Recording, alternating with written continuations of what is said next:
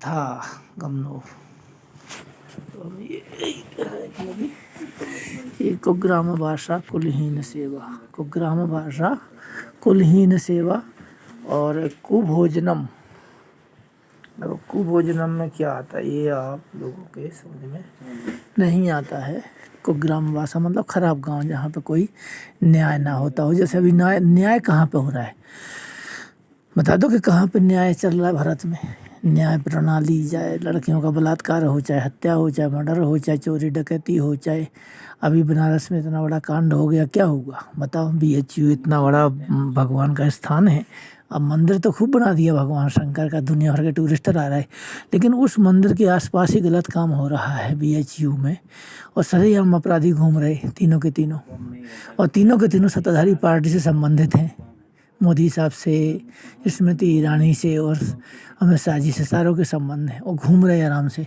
तो ये कहने का मतलब मेरा सिर्फ यही है कि जो ये कलयुग है ये सब पखंडबाज में लगा हुआ है, दिखावटी चीज़ों में, और दिखावटी चीज़ में लोग पागल हैं। जैसे फिल्म बनाते तो ऋतिक रोशन क्रिस पिक्चर बनाई थी तो आकाश में उड़ जाता है वो है। अभी इसने पठान और जवान बनाई, 1000 करोड़ कमाए।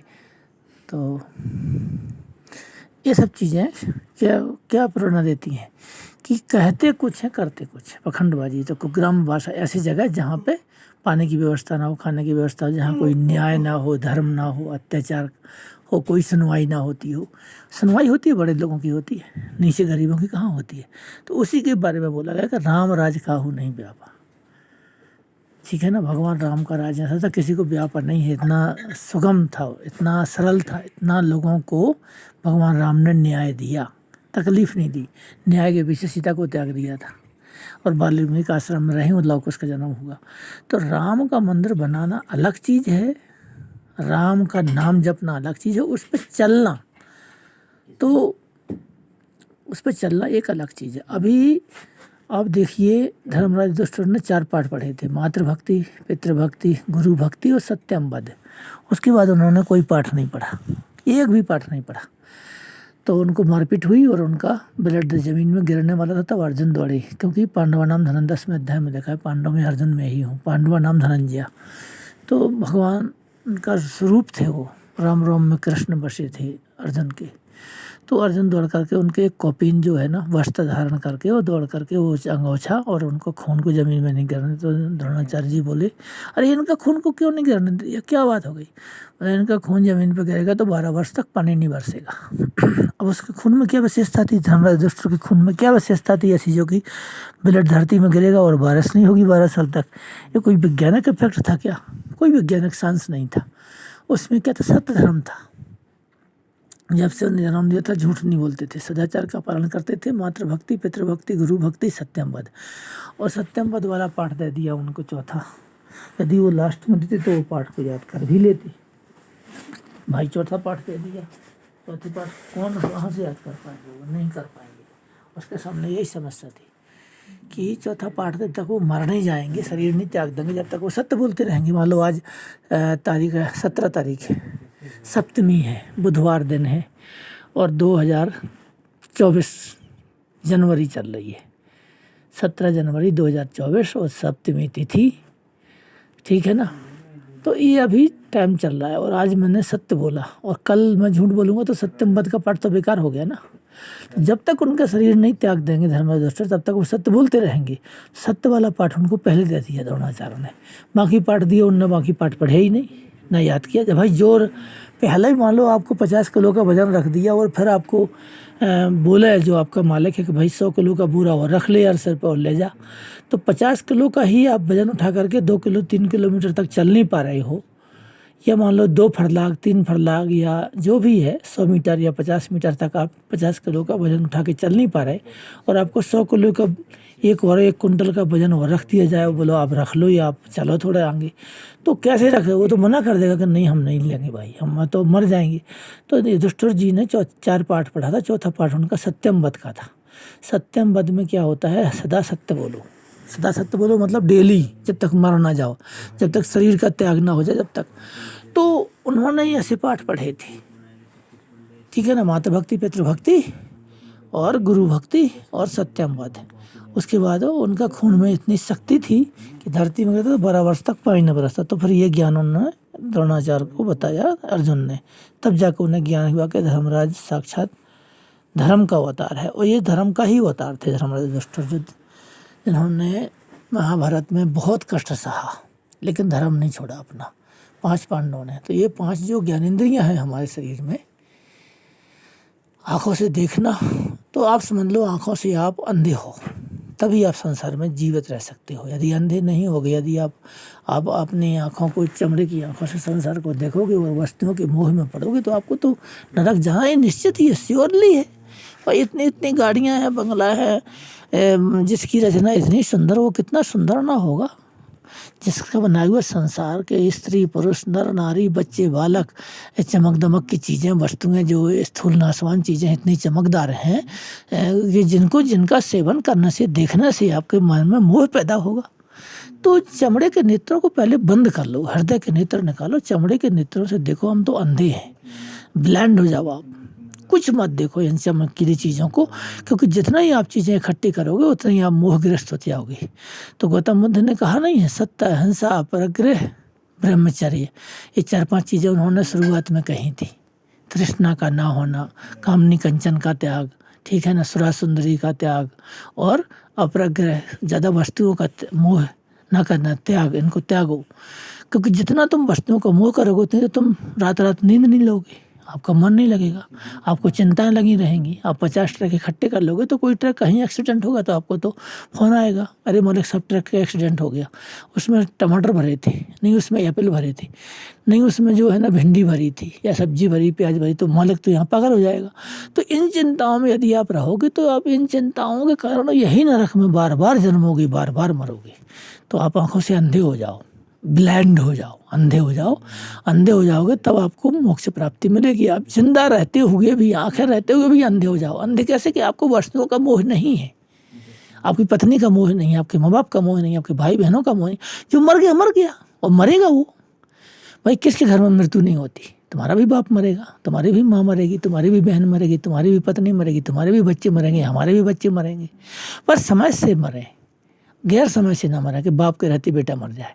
तो इस सबके घर में मृत्यु आती है और सबके घर में जन्म होता है बच्चे का। तो इस ममता से दूर रहो। क्यों? कि जो चीज़ इस धरती में जन्म लेती है, इस धरती आग का गोला है, तो इसमें सब न ही जल जाना है। बड़े बड़े महल, अटारी, कोठी, कार, बंगला, ज़मीन जायदाद, बड़े बड़े जीव जानवर, शेर, टाइगर, चीता, राजा, रंग, फकीर, सब इसमें जलते चले जा रहे हैं। तो एक सिंहासन चढ़ चढ़े एक बंधे जंजीर, ठीक है ना। एक सिंहासन पर चढ़ के जाते हैं तपस्या के द्वारा, सब कर्मों के द्वारा, एक जंजीर में बांध के घसीटे जाते हैं यमदूतों द्वारा। आया है सो जाएगा, राजा रंग फकीर, एक सिंहासन चढ़ चले एक बंधे जंजीर। तो आप जंजीरों में बंधना चाहते हो तो बंधो भाई, श्री कृष्ण निर्मोही की बात मानो। आप उन लोगों की बात मानो, बागेश्वर धाम बाबा हुए और जो भी बड़े बड़े संत महात्मा हैं उनके पास जाइए आप, वो आपको मोक्ष दे देंगे। और निर्मल बाबा दे दें, राधे माँ दे दें, और भी संत महात्मा मोहल्ले मोहल्ले घूम रहे कथा कहानी ले करके। मोहल्ले मोहल्ले में मंदिर बन गए, मोहल्ले मोहल्ले में पंडित जी महाराज बैठे हैं।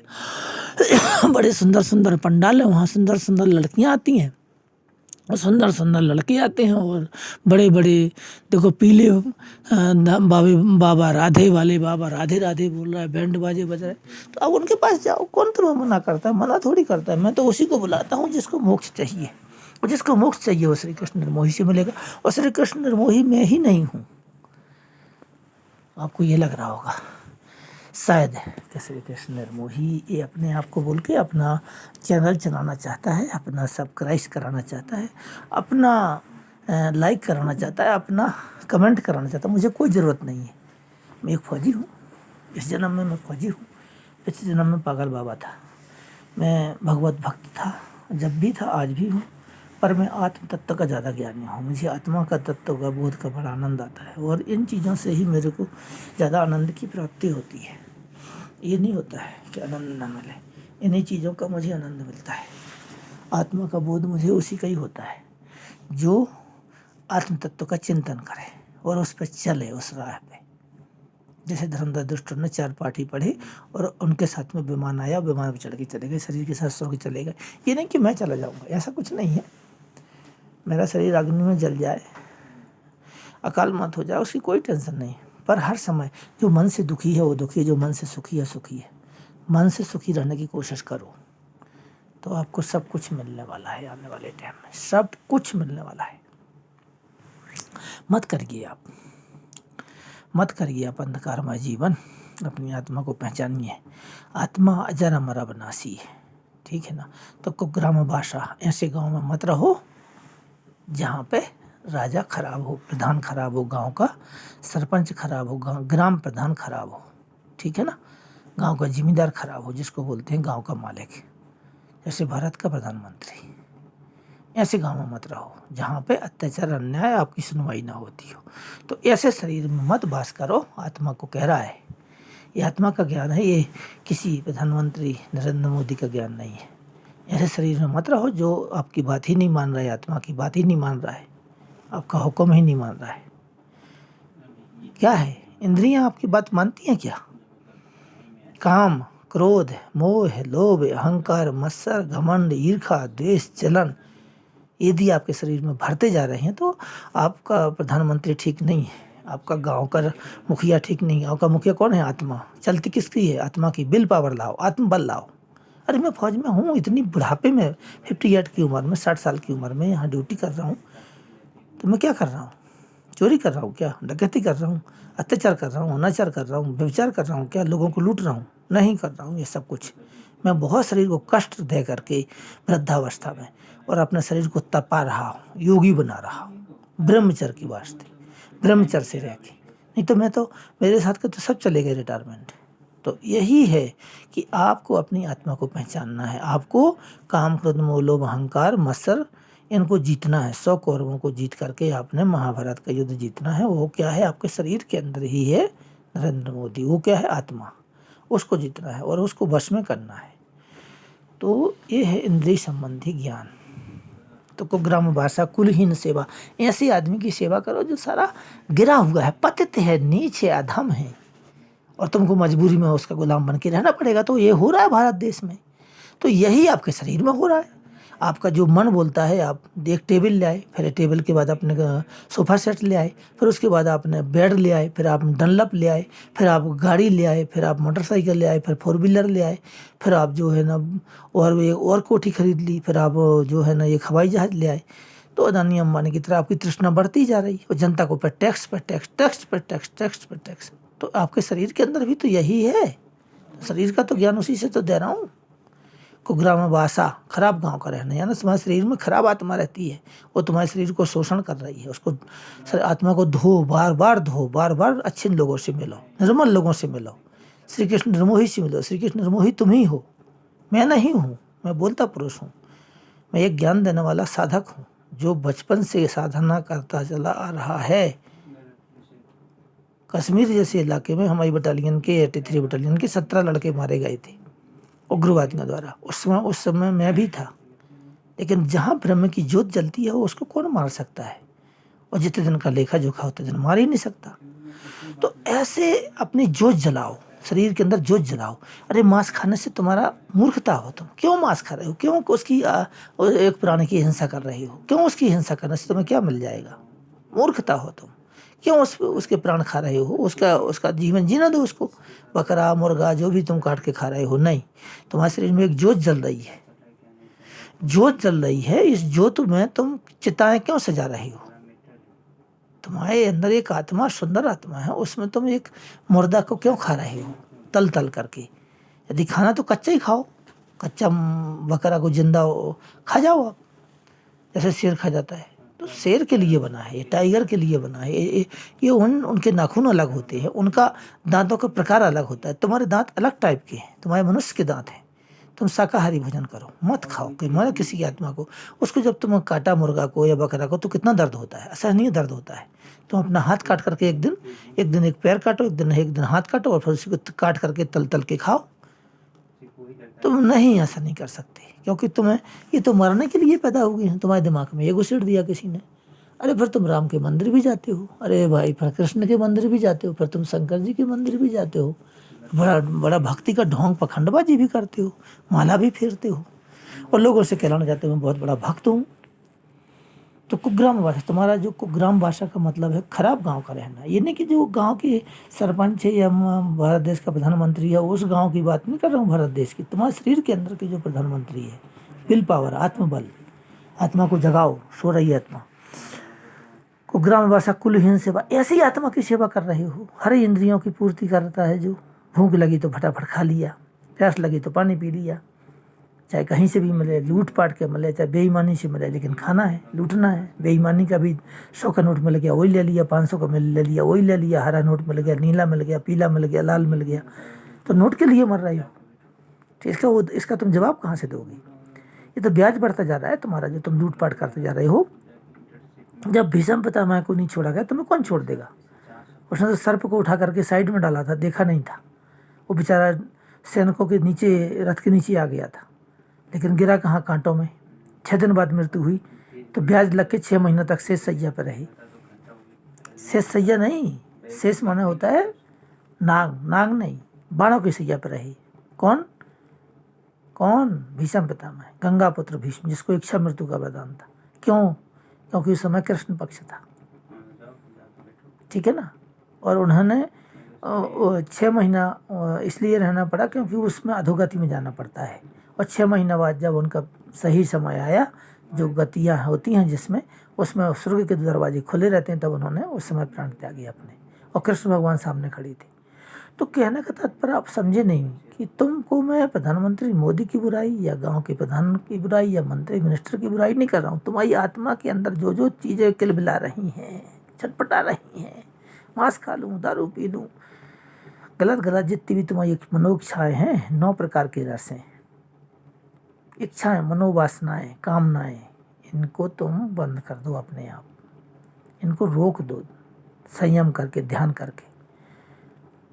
कुग्राम भाषा, खराब गाँव में मत रहो। आत्मा को बोलो कि जो तुम्हारा शरीर रूपी जो गांव है, शरीर रूपी जो तुम्हारा क्षेत्र है, जैसे दिल्ली है राजधानी, जैसे तुम्हारे गांव का, स्टेट की राजधानी, तुम्हारे शरीर का जो धरती है, जो आकाश है, वायु जल अग्नि से भरा जो तुम्हारा शरीर है, घड़ा है, इसके अंदर जो आत्मा बसती है, क्षेत्र है, जो तुम्हारा गांव है, बसा हुआ है, शरीर रूपी ग्राम जो बसा हुआ है, इसमें एक आत्मा रहती है, प्रधानमंत्री रहता है इसमें। तो प्रधानमंत्री की बात नहीं मानती है, तो इनको मारो डंडे से, काबू करो, 10 इंद्रियों को काबू करो। कुग्राम भाषा कुलहीन सेवा, ऐसी आत्मा की क्या सेवा करनी? जो आत्मा की बात नहीं मानता इंद्रिय, ऐसी की क्या सेवा करनी? ऐसे सहायक की क्या सेवा करनी? प्रधानमंत्री की क्या सेवा करनी? उसको क्यों वोट देना? जो देश का बुरा करना चाहता है, तुम्हारे शरीर को नरक में डालना चाहता है, 84 लाख योनि में डालना चाहता है, उसको क्यों तुम करना चाहते हो? नहीं, गलत, बिल्कुल नहीं, मैं तो नहीं बोलूँगा। कुग्राम भाषा कुलहीन सेवा, कुभोजनम, खराब भोजन। भोजन खराब क्या होता है? भोजन तो कोई खराब नहीं होता, अन्न होता है, लेकिन खराब भोजन लिखा हुआ है उसमें। रूखा सूखा भोजन मिलना, सड़ा गला पुराना, भाषा उत्कृष्ट, खराब, भीख में दिया हुआ। कुग्राम भाषा कुलहीन सेवा, कुभोजनम, क्रोधमुखी चभारिया। और पत्नी कैसी हो? जिसके अंडर में हम रहते हैं 24 घंटे साथ में, वो कैसी हो? क्रोध से भरी हो, गुस्सा ही गुस्सा, हर बात में गुस्सा, हर बात में जवाब, हर बात। तो जहाँ पर उल्टा स्त्री, कर्कशा स्त्री, दुष्ट मित्र, उलट कर जवाब देने वाला नौकर और सर पर रहता, वो वहाँ नहीं रहना चाहिए। तो अब वो औरत कैसी मिली? कर्कशा, हर बात पर जवाब देती है, लड़ती है। दुष्ट मित्र, मित्र भी मिला कैसा? धोखेबाज, उलट कर जवाब देने वाला नौकर, जो नौकर रखा है वो हर बात में जवाब देता है, और सांप रहता है, वहाँ मृत्यु निश्चित है। तो अभी क्या बोला? कुग्राम भाषा कुलहीन सेवा, कुभोजनम, क्रोधमुखी चौहार्या। पुत्रस्य मूर्खो, पुत्र भी सब जन्म दिया, शरीर से पैदा किया, जो मूर्ख है, उसको ना कोई ज्ञान है, ना नॉलेज है, ना माँ बाप की सेवा करना चाहता है, माँ बाप को जवाब देता है, भले वो IAS IPS क्यों ना बन जाए, मंत्री अफसर क्यों ना, वो घमंड में ही रहता है, वो किसी को इंसान को इंसान ही नहीं समझता। तो पुत्रस्य मूर्खो, विधवा च कन्या, कन्या कैसी हो? विधवा, यानी उसका पति मर जाए। खट जीव लोग इस दुख, इस प्रकार 6 प्रकार के दुख है, इसको मैंने आत्मा में ढाला हुआ है।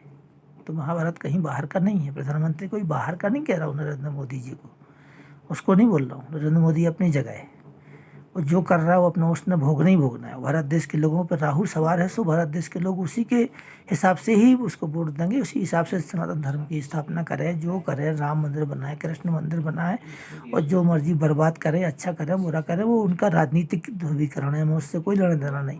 तुम्हारे शरीर का जो राजनीतिकरण मैं कर रहा हूँ उसको समझिए कि दुर्योधन को निकाल के लात मार के बाहर भेजिए, कपटी दुर्योधन को, कपट को शरीर से निकाल दो, ईर्खा को निकाल दो। दुशासन जो तुम्हारा बलात्कार करने वाला है, शरीर में जो इंद्रियां हैं उसको निकाल के आउट करो, उसको दबाओ, डंडे से मारो उन इंद्रियों को। शकुनी को निकालो, जो कपटी शकुनी है, तुम्हारे अंदर कपट भरा हुआ है भाई बहनों के प्रति, समाज के प्रति, देश के प्रति, और किसी पड़ोसी के प्रति या किसी दोस्त के प्रति। कपट को अंदर से निकालो। निर्मल मन जन सो मोहि पावा, मोहि कपट छल छिद्र न भावा।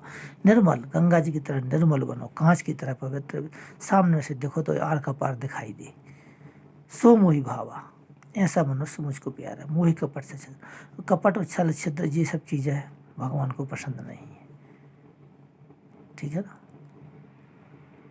जय श्री कृष्ण।